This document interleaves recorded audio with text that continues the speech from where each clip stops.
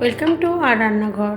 বন্ধুরা, আজকে বাজারের মতোই বাড়িতে তৈরি করলাম এগ রোল, এবং সেই এগ রোল খেতে এত টেস্টি হয়েছিল, মনে হলো যে বাজারেও এত সুন্দর রোল পাওয়া যায় না। অফকোর্স এটাই হওয়ার কারণ হলো যে আমরা বাড়িতে যে রান্নাটা করি সেটা খুব ভালোবেসে মন দিয়ে, এবং সমস্ত কিছু কোয়ালিটিও খুব ভালো থাকে সেই জন্য। তো কিভাবে করলাম, প্রথমে আমি এক বাটি ময়দা নিয়েছি, ময়দার মধ্যে অল্প একটু লবণ আর 2 চামচ মতো চিনি দিলাম। আমি আবার রোলে একটু মিষ্টি খেতে বেশি পছন্দ করি, সেই জন্য চিনিটা একটু বেশি দিলাম, আর দিয়ে দিলাম সাদা তেল। সমস্ত কিছু দিয়ে ভালো করে এবার ময়দাটাকে মেখে নিতে হবে।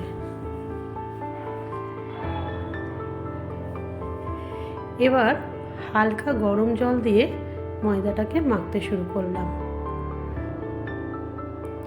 নর্মাল জলেও হবে, তবে আমি বেশিরভাগ সময় ময়দা কিন্তু গরম জলেই মেখে থাকি। ময়দাটা খুব বেশি শক্তও হবে না এবং খুব বেশি নরম হবে না। উপর থেকে আমি একটু সাদা তেল দিয়ে ঢেকে রেখে দিলাম যাতে উপরটা শুকিয়ে না যায়। 1 ঘন্টার মতো রেস্টে রেখেছিলাম আমি ময়দাটা। এবার আরও একবার একটু ভালো করে মেখে নিয়ে আমি রোলের দিকে এগোবো। দেখুন, তেল দিয়ে এবার ভালো করে আরেকবার ঠেসে নেব ময়দাটাকে। একটু নরম নরমই রাখা ভালো। দেখুন, মাখা হয়ে গেছে। এবার যে কটা এগরোল বানাবেন বা চিকেন রোল যেটাই হোক, আমি তো আজকে এগরোল বানাচ্ছি, তো যে কটা রোল বানাবেন সে কটা গোল করে নিতে হবে। এবার দেখুন, আমি ময়দাটাকে ছোট ছোট লেচি করে নিয়ে এবার বেলে নিচ্ছি।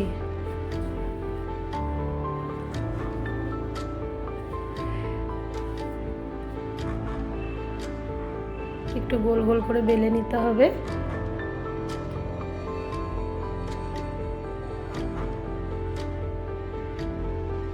দেখুন, আমি এরকম বেলে নিয়েছি। এবার চাকুতে করে আমি কেটে নিচ্ছি। আমি এই এগরোলটা একটু লাচ্ছা পরোটার মতো করে তৈরি করতে চাইছি, নর্মাল ওয়েতে নয়। দোকানে দেখবেন পরোটাগুলো খুব মোটা মোটা থাকে, এবং সেটা কী কারণে হয় সেটাই আজকে দেখাচ্ছি। দেখুন, এবার কেটে নেওয়ার পর এবার সবগুলোকে এক জায়গায় করে এরকম তুলে নিতে হবে। এবার হাতে করে একটু লম্বা লম্বা করে নেবেন, দিয়ে এইরকমভাবে যেরকম আমরা কোনো কিছুতে গেরো বাঁধি বা গিট বাঁধি, ঠিক সেই রকম লাচ্ছা পরোটার মতো আমি সবকটা করে নিয়েছি। দেখুন, এবার এগুলোর উপর আবার একটু সামান্য করে সাদা তেল দিয়ে দেবেন, তাহলে না হলে শুকিয়ে যাবে। এবার একটা একটা করে আমি এবার বেলে নেব।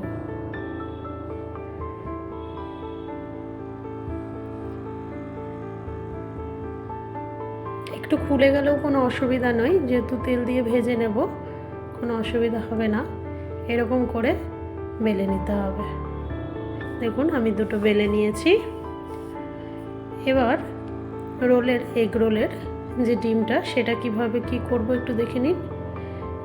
একটা ডিম ফাটিয়ে নিয়েছি, সামান্য লবণ আর একটু গোলমরিচ গুঁড়ো দিয়ে একটু ভালো করে ফেটিয়ে নিতে হবে। যত বেশি ফেটিয়ে নেবেন ডিমটা সাইজে তত বড় হবে। এবার তাওয়াতে বা চাটুতে প্রথমে পরোটাটা দিয়ে দিলাম, ভেজে নিতে হবে। দেখুন,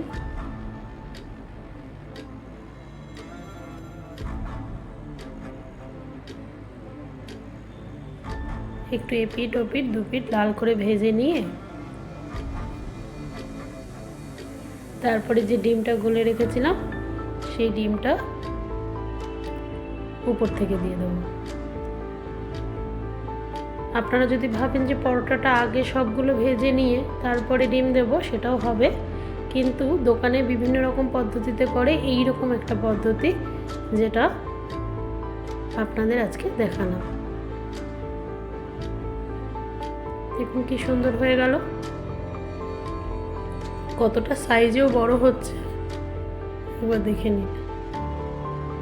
দেখুন কি সুন্দর। এরকম করে ডিম দিয়ে পরোটাগুলো তৈরি করে নিতে হবে। আরও একটা দিয়ে দিলাম পরোটা, এটাও ভেজে নিলাম।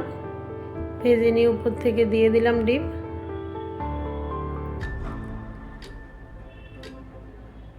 দেখুন আরও একটা পরোটা তৈরি করে নিলাম। এরকমভাবে আমি সব পরোটাগুলো করে নিয়েছি।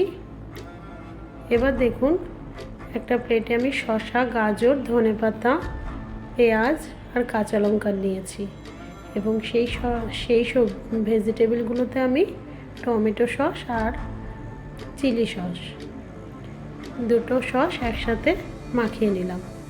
আপনারা যদি ভাবেন উপরে সমস্ত শসা গাজর দেওয়ার পর সসগুলো দেবেন তাও হবে, কিন্তু আমি একসাথে সবগুলো মাখিয়ে নিলে কাজটা তাড়াতাড়ি হয় এবং সুবিধে হয়। এবার দেখুন এইভাবে পরোটার মধ্যে দিয়ে এরকম রোল করে নিতে হবে। এবার এরকম ন্যাপকিন বলুন বা কাগজ বলুন, কাগজে এরকম মুড়িয়ে নিলেই আর পেছন দিকটা এরকম মুড়িয়ে দিতে হবে, তাহলেই এগরোল রেডি। এইভাবে আমি আমার বাড়িতে যে কটা রোলের প্রয়োজন সব কটা করে নিয়েছি এবং ইফতারের সময় আমাদের আজকে